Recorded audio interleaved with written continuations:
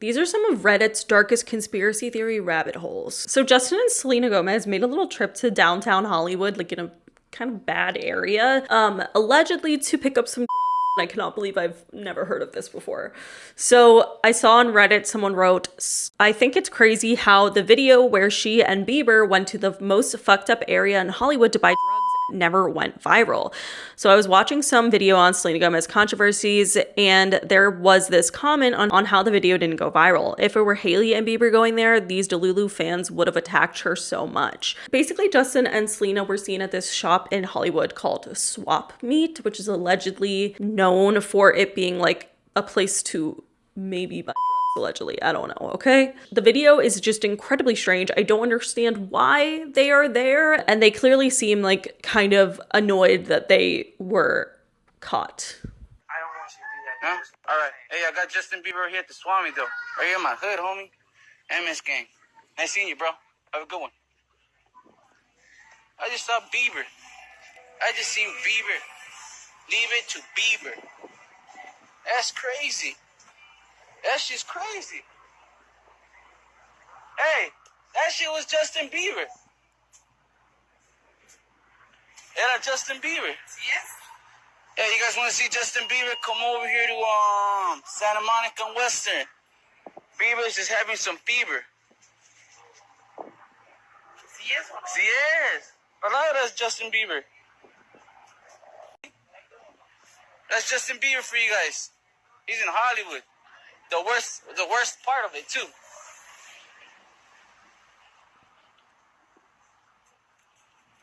That's really Bieber. Hey, Bieber, I fuck with you. Nah, not really, homie, but you famous. So I just think this is incredibly weird, and I don't know, a lot of people think that it is because they were buying drugs. And I don't know what else they would be there for is the thing. I really don't know. And I also think this coincides, because this was obviously a long time ago when Justin and Selena were still together. This coincides with a recent blind item that I've seen about Selena that I find very interesting, because I have always wondered why Selena Gomez has beef with Francia, the girl who gave her a kidney. And I think this could be the reason why. So the blind item says, quote, now that she got a kidney transplant, will the celebrity offspring stop boozing and using drugs? That's the reason her kidney needed to be replaced. I don't know, I'm a little confused because it says celebrity offspring, which obviously she's not, so I don't even know that this is necessarily about Selena Gomez, but this has apparently been a conspiracy theory for a while that Selena had a drug problem and an alcohol problem, and that is the reason why she needed a new kidney in the first place. So I'm wondering, if you give your friend a kidney, wouldn't you be pissed if then they still continue to do drugs and drink heavily to just like fucking ruin that kidney too that you just gave them? Yeah, I think that'd be something to ruin a friendship over.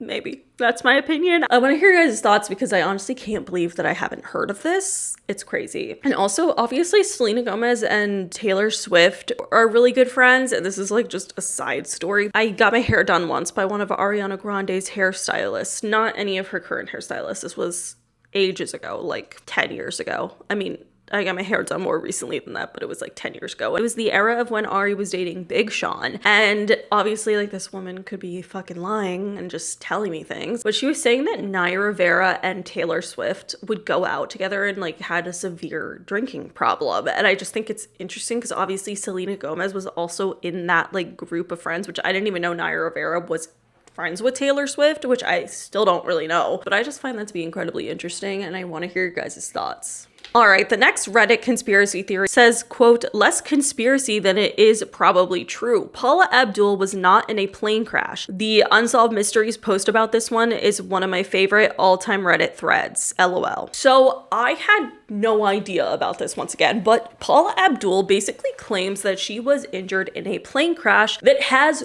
zero records of happening, okay? And what I mean by that is this was in 1992. She claims that on her small 7-seater private jet, one of the engines blew up, caught fire, and crash landed essentially. But the thing about this is there's absolutely no aviation records of it whatsoever, and we didn't even know about it until 11 years after it allegedly happened. And there's like this whole big conspiracy theory that this whole thing is just a cover-up, and I find it very fascinating. So this is Paula talking about it on RuPaul. So basically, according to Paula, in 1992, during the end of her Spellbound tour, this is when this plane crash happened, but it was allegedly on Paula Abdul's birthday, June 19th, 1992. So her 30th birthday is when apparently this happened. Her story doesn't even line up with itself. She basically says that she had just finished a tour stop in St. Louis, Missouri, and was headed to Denver, Colorado, which is a straight shot if you look at it on a map. But she claims that her plane ended up crash landing in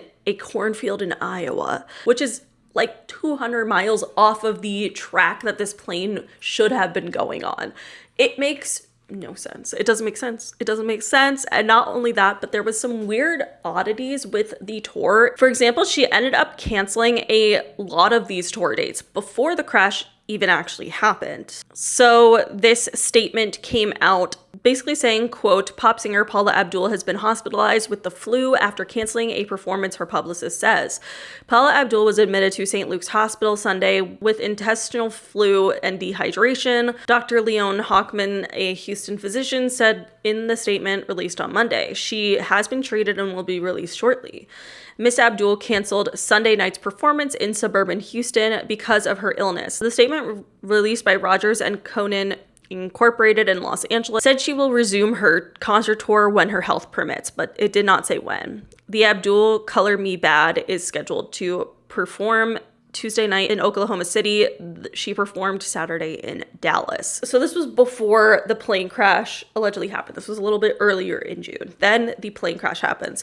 But then she actually does perform apparently the day after the plane crash happened, which makes no sense because we didn't learn about this crash until 2003 when Paula spoke about it, which is over 10 years later. And basically this spokesperson for the National Transportation Safety Board talked about this and said that it would basically be incredibly unlikely for this to have happened and not been reported on whatsoever because there was no wreckage ever found. There was no aviation reports of the plane crash. There was nothing that proved that this was true. So basically it's just Paula Abdul and her crew ditching like a burned up plane, which makes no fucking sense. And she claims it's because she didn't want it in the media, but there would still be aviation records at the end of the day, especially when there were so many injuries aboard the plane.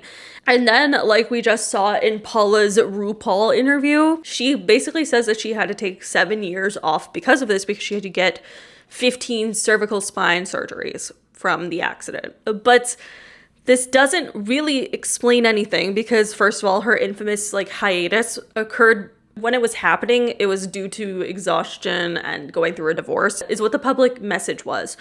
But also at the end of the day, she didn't really take a hiatus. She still released an album during this time, had several performances, and even did a workout video that, again, just seems like it would be very difficult to do if she was having these injuries and had to take 7 years off of work because of them. I don't know. I just think that this makes no sense. And again, the likelihood that there would be zero plane records of this crash that resulted in major injuries is basically unheard of, okay?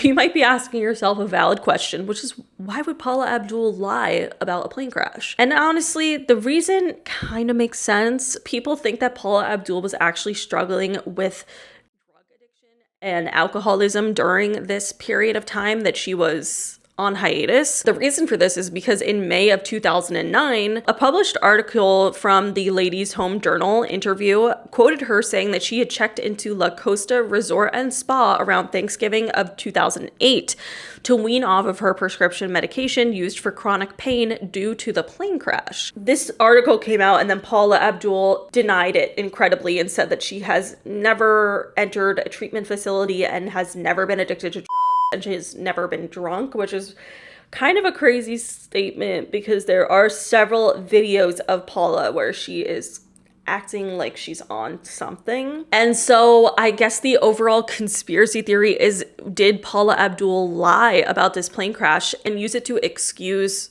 slash explain her use of painkillers slash painkiller addiction, but then she kind of went back on her word. Some people even think the 1992 plane crash was actually a drug overdose, but I don't know. But either way, there are so many videos of Paula just acting like she's on something to say that she's like never had a drug problem or never been drunk. It's crazy. I've never physically been drunk in my life. There is some unflattering video of you out there. How about a lot of you coming in? It's a wild party where you are. Yeah, that's what we hear. Hey, you know what? It is what it is, and it was brilliant. Okay. You always wiggle around that much? You're just wiggling around there in New York I'm City. a dancer. I'm doing little dance moves. Oh, all right. Since I was a child, I love the smell of gasoline.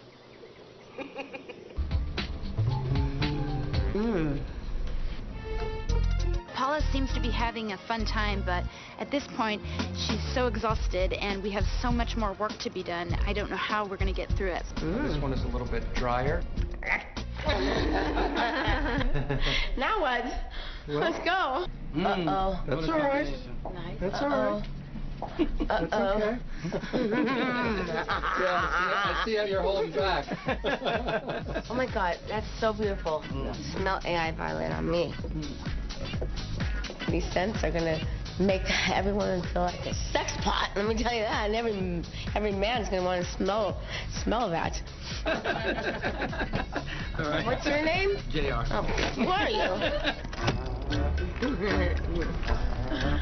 Hi. I'm so tired. Uh-oh, missing voice note. Bye-bye. I'm so tired. Thank you, guys.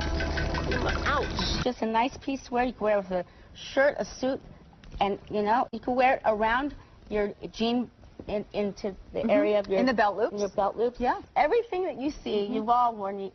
You've all worn me. You've all seen me wearing the exact jewelry. I got one more thing to show you. Ta-da! Even I can look rocker chic. At least I could try. Please, please, please, please.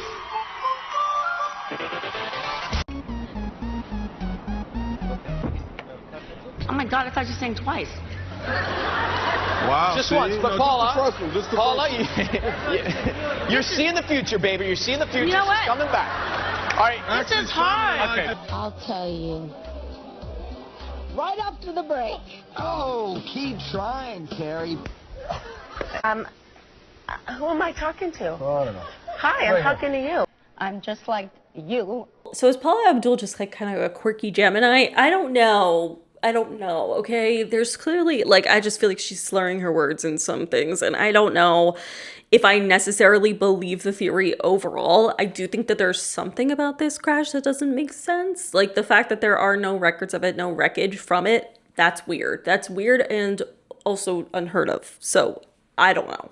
I want to hear what you guys think. Do you think that she's lying about the whole thing? Do you think she's like fabricating it? What do you think actually happened that day? All right, the next theory I saw on Reddit has to do with Ariana Grande and MK Ultra, and this is a really interesting theory that has to do with her tour visuals. So obviously her Eternal Sunshine tour is, a lot of it is about like memory erasure, falling down like a rabbit hole. She's like meeting her childhood self. It's kind of weird. Like the visuals and stuff like kind of made me feel very scared when I was like watching it. Like, I don't know. I did not like the little visual parts because it was just tripping me out, and I don't like to think about like people aging and all of that shit. So it was like just scaring me, but that's just me. But Reddit seems to think that there is some darker symbolism when it comes to Ariana Grande's tour. So basically this person attached a TikTok and said, okay, so Ariana Grande has just started her tour and she has like little interlude clips in between her show during costume changes. I linked the TikTok explaining it, but basically it's Alice in Wonderland-esque. Has references to memory erasure therapy at a clinic called Brighter Days Clinic,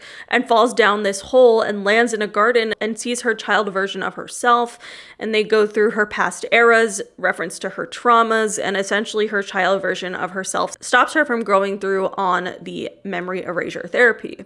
I'm not an expert on this topic, but it really was reminding me of Alice in Wonderland programming, satanic ritual abuse / MK Ultra. She was on Nickelodeon as a kid and has been speculated to be a victim of child abuse.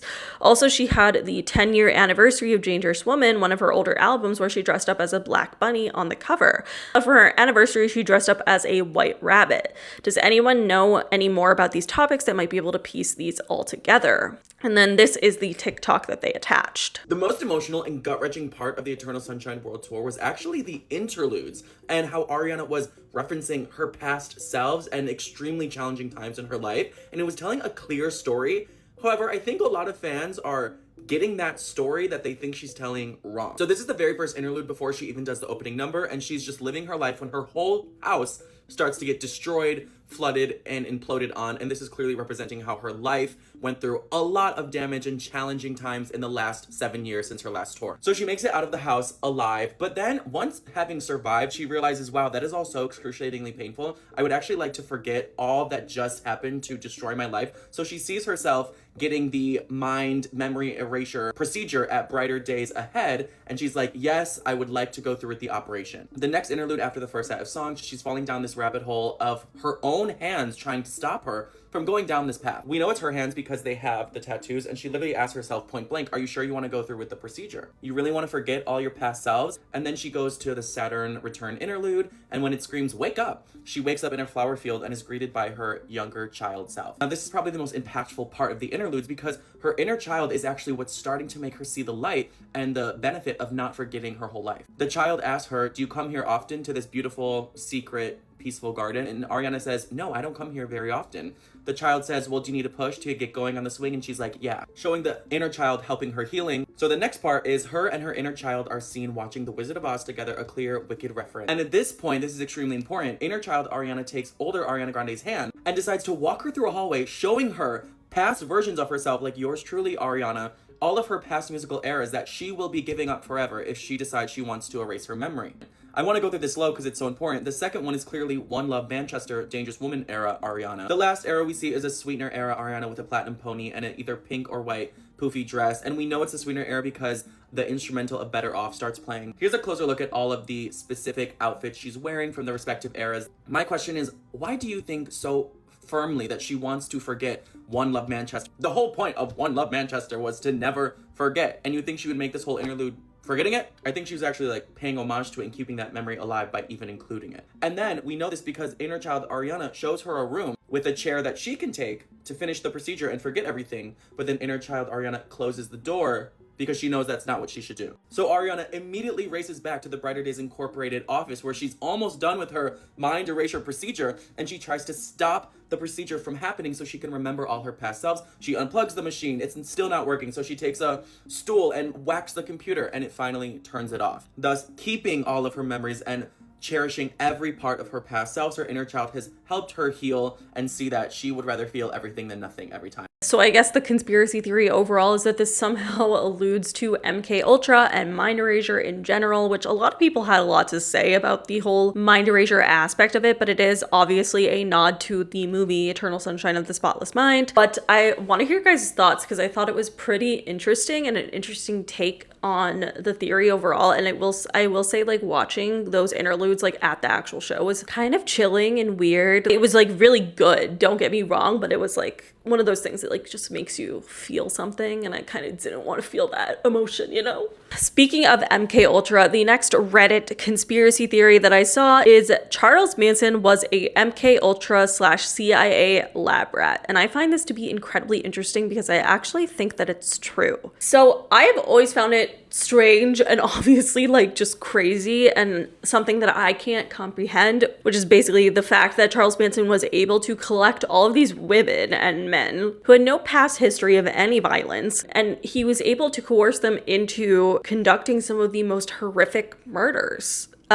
how the fuck did he do that? And a lot of people obviously like are, you know, say drugs, and of course that was a huge aspect of it. But a lot of it, for me at least, still had me asking a lot of questions. And there is basically a conspiracy theory that the government is actually involved here somehow. It honestly makes a lot of sense. So during the Cold War, the CIA and the government funded an army of psychiatric institutions across the USA and Canada to perform experiments on unsuspecting patients. They were using psychedelic drugs, sleep deprivation, electroshock therapy, and more. And this was obviously known as MK Ultra. So basically they wanted to understand brainwashing, and they wanted to see how they could use brainwashing to benefit the US Army. And we have proof of that now, but obviously at the time, people didn't know that this was happening. In a 1953 CIA memo, it literally says word for word, "Can an individual be made to perform an act of assassination involuntarily?" So clearly this was something that they were actually studying. And the whole theory comes together when this author, Tom O'Neill, who is a researcher of both MK Ultra and Charles Manson, began connecting the dots and realizing that the two may have coincided quite a bit. So for one, obviously both Manson and the CIA used LSD to control people. But what's interesting is that in the years leading up to the Charles Manson murders, Charles Manson actually lived in San Francisco, and he was kind of like gaining his cult following at that point. And whenever one of his cult members needed any medical attention, he brought them to Haight-Ashbury Free Medical Clinic. Another person who was at the clinic a lot during this era was Dr. Jolly West,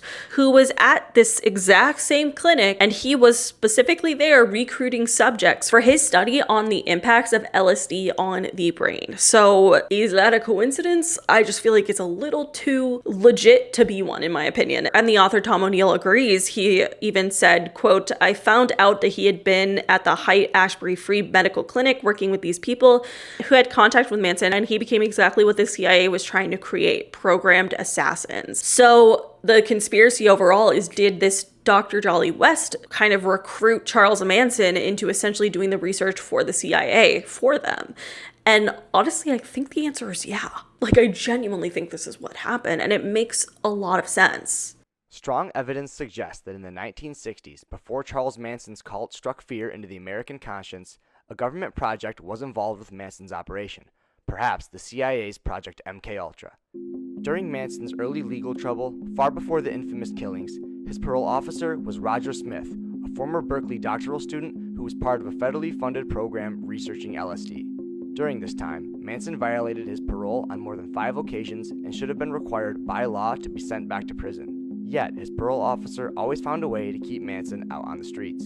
Roger Smith was simultaneously giving Manson legal leniency while also doing drug research at the Haight-Ashbury Free Medical Clinic in San Francisco.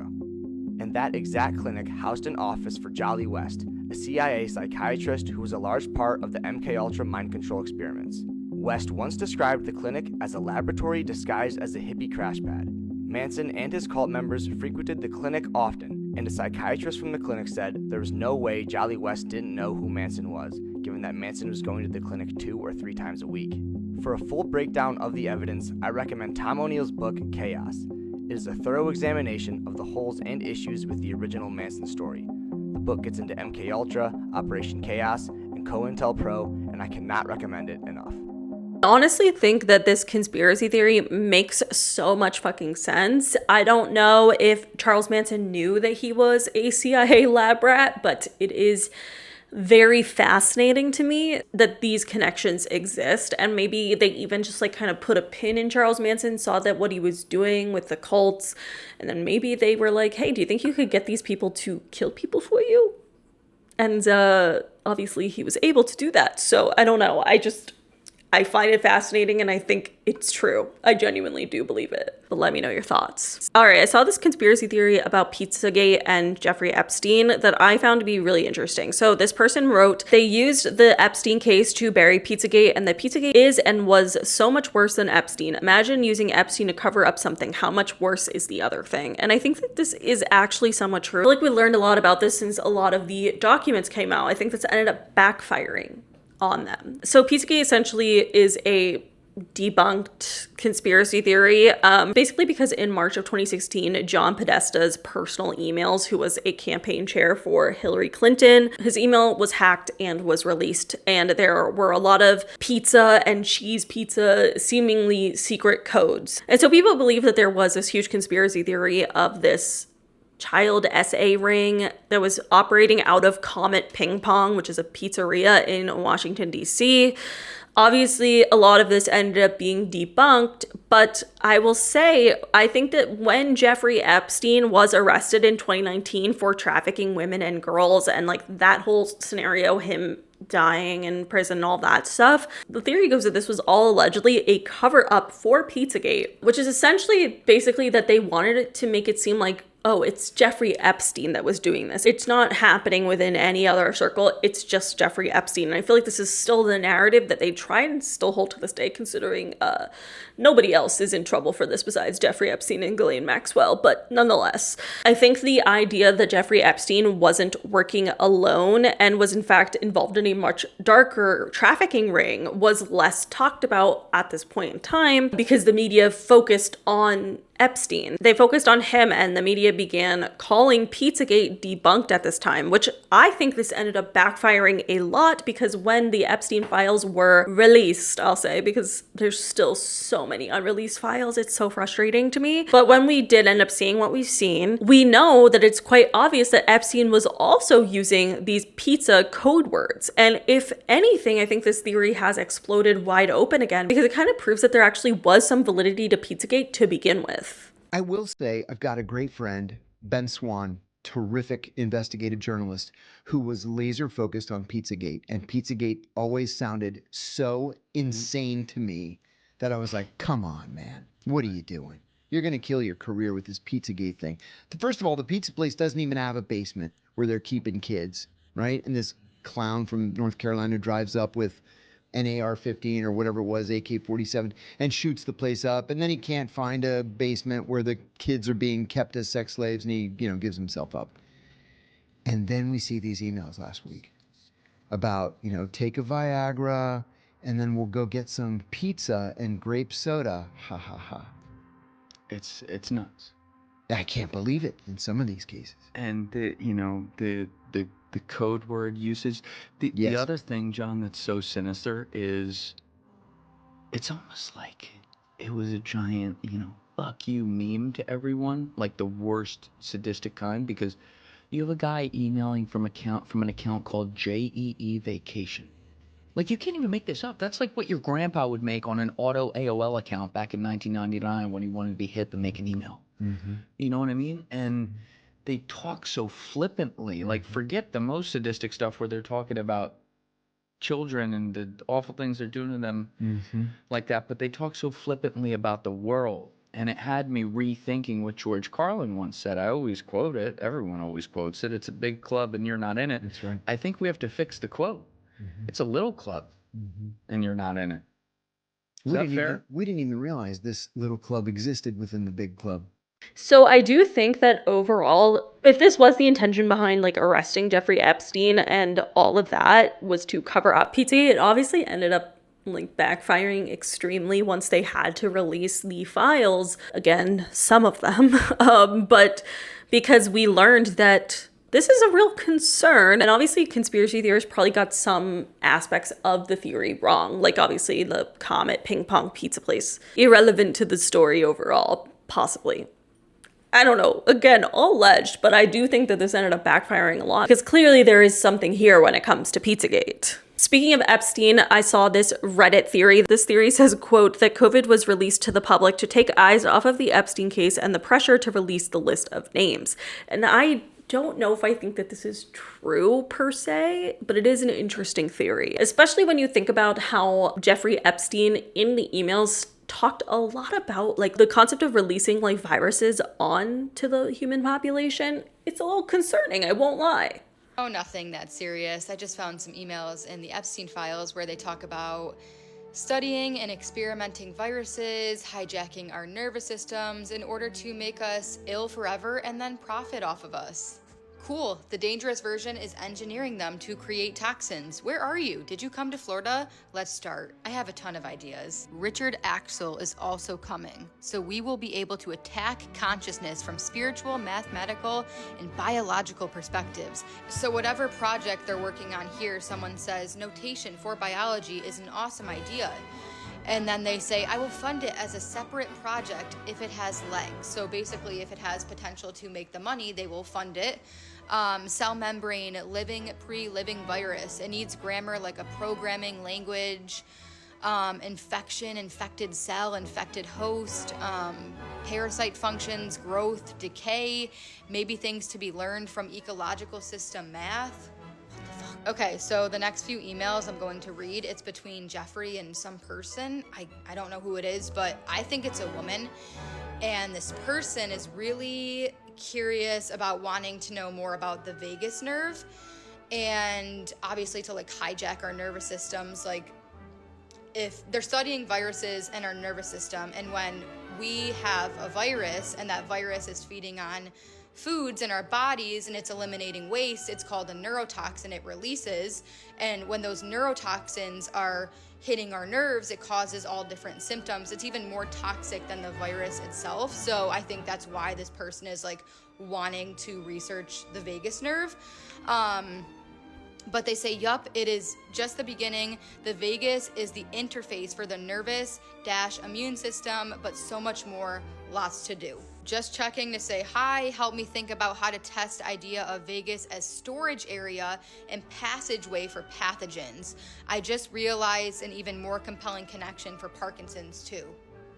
Found some really amazing people. They all think about the role of bacteria invading. Vagus will end up being key since it's the only link between enteric and central nervous systems. No one is looking at viral stuff in Vegas, which is where I think the big news will be. And right in plain fucking sight, man. They're talking about these fucking illnesses and talking about what's actually causing them. Viruses, bacteria, they say ALS, it's like a bug entering through the enterics and goes to spine rather than the brain. You look up ALS on Google, I have my computer right here.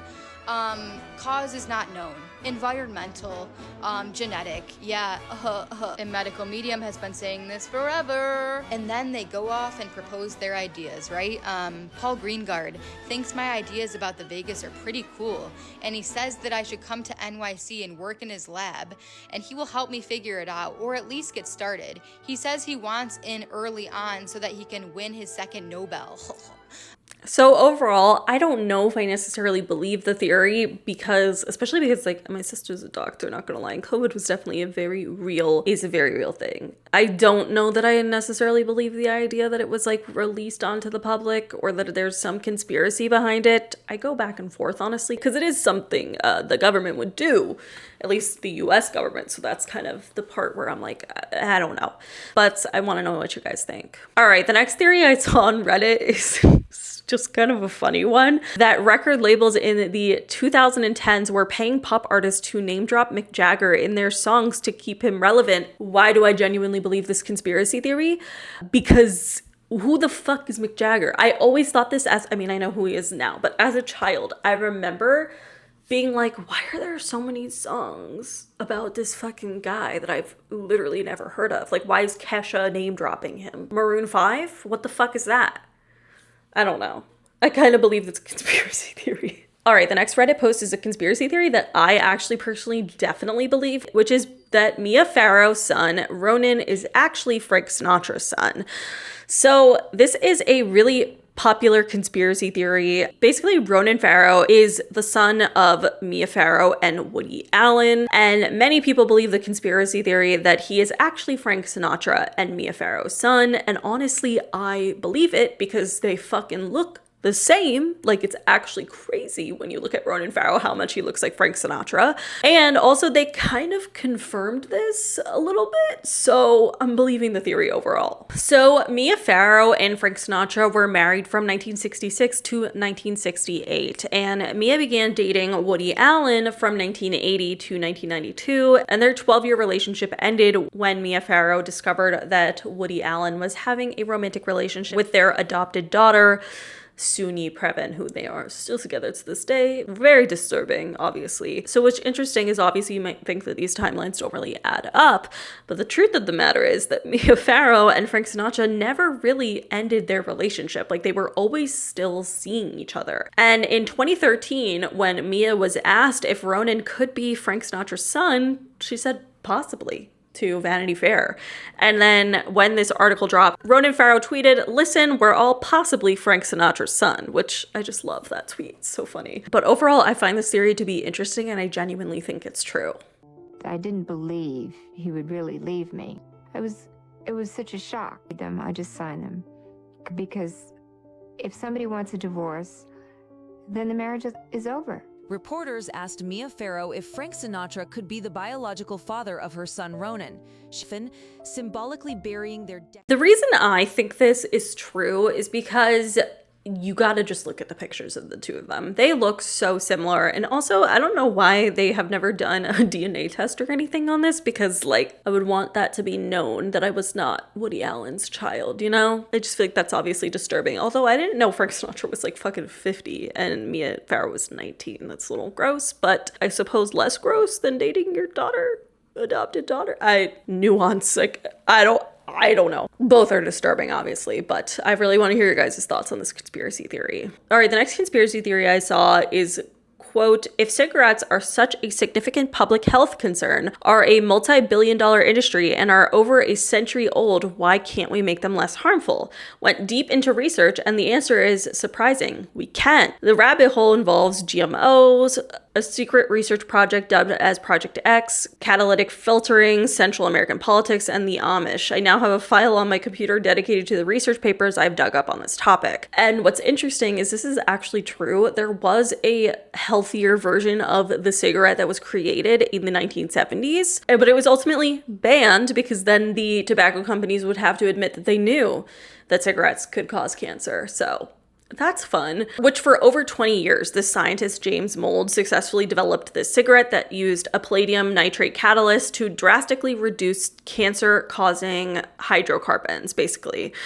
However, the company that he worked for, Legal Team, realized that marketing a safer cigarette would legally imply that their standard cigarettes are unsafe, and they have been selling those obviously for decades, and you know, that entire time knowing that they were inherently dangerous. And the rest of these major tobacco companies at the time were also terrified of this project, because if one company admitted that cigarettes needed fixing to prevent cancer, it would completely blow the lid off of the entire industry and their entire public stance that, you know, it had not actually been proven to cause disease, even though they knew that that was not true the entire time. They knew it caused cancer, but they just didn't care because money. But in the late 1970s, James Mould was told not to publish his findings, and these notebooks were shelved, and the project was completely buried until it was released in unsealed documents in the 1990s. After 25 years of rigorous research and development, Mould introduced the XA, also known as the palladium cigarette. This innovative product utilized palladium and magnesium nitrate to neutralize cancer-causing substances in cigarette smoke. Laboratory tests confirmed the efficacy of these cigarettes in reducing cancer incidence among lab animals, marking a potential breakthrough in tobacco product safety. However, despite the initial backing from Liggett, the project encountered insurmountable obstacles. The company's executives, influenced by legal counsel, decided to withdraw support for Project XA. The lawyers argued that introducing a safer cigarette could expose the company to a deluge of lawsuits from consumers harmed by their traditional products. This legal concern effectively halted the progress of Project XA, forcing Mould to abandon over 2 decades of work. Liggett's directive to Mould to keep his findings unpublished ensured that the public remained unaware of the potential for safer cigarettes, leaving the health risks of conventional tobacco products unaddressed. Another reason the palladium cigarette never made it to the shelves was because Liggett didn't want to break ranks with other tobacco giants like Philip Morris. Although the company knew that the product would be commercially viable and marketable, they were more worried about the potential retaliation from other tobacco companies in the industry. The cessation of Project XA after an investment of approximately $10 million, underscores a troubling chapter in the history of tobacco research.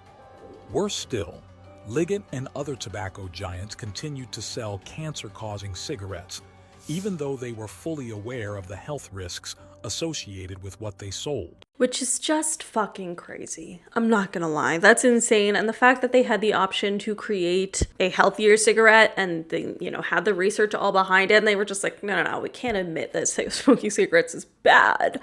It just sucks because it could have saved so many people's lives, which is a very frustrating truth at the end of the day. All right, the last theory I want to talk about has to do with 9/11 Flight 93. So this person wrote, plane is never revealed to have been shot down by the US. Instead, the story that the passengers themselves brought down the plane will be spread as the official story. That way, there is no complexity with how the situation is perceived. The administration will look better, passengers will be remembered as heroes, not martyrs, and the White House, the other tower of the World Trade Center, will remain protected. And this is a pretty interesting conspiracy theory that essentially is the idea that when they discovered that Flight 93 was headed towards the Pentagon, the Capitol, the White House, they didn't really know if it was going to go towards the other World Trade Center building. They didn't know where it was going. But nonetheless, they knew what was happening to an extent.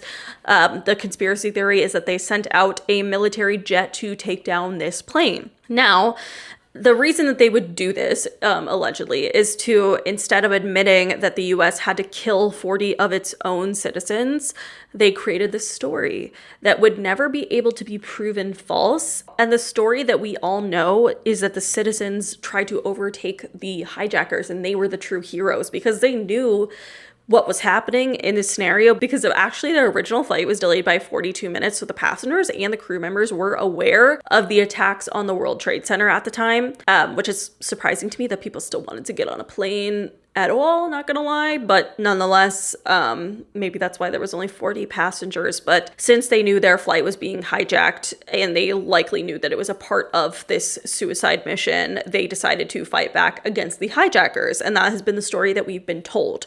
But there have been a lot of conspiracy theories where people think that this is not really true and that the plane was actually shot out of the air by the US. And honestly, the theory makes a lot of sense, and the reasoning behind it, I don't know if I necessarily think it's true, but it is fascinating to say the least. And so what happened was the planes were hijacked and just allowed to crash into the buildings with no interception. Except for the final plane, Flight 93 over Pennsylvania, a number of eyewitnesses, many eyewitnesses saw military aircraft near that plane. Yep, they did. So what was that? I don't know. I mean, obviously there's talk that it was shot down. Well, Dick Cheney gave the order. He did give the order. Right. And then they said, but we didn't actually do it. And then there was a very elaborate story about what happened inside the plane, and kind of a heartwarming, wonderful story. The protagonist was called Todd Beamer, and he, let's roll, and they roll a drink card against the... It's a heroic story. It is. It's a wonderful story. And they made a movie about it and all this stuff. But that was celebrated, and it should be celebrated. It's a great story. I'm not attacking anybody, of course, but it did have the feeling of like, we're going to make this into a great story. And it did make me wonder, like, whatever happened to that shoot down the plane order, and there were military aircraft next to the plane?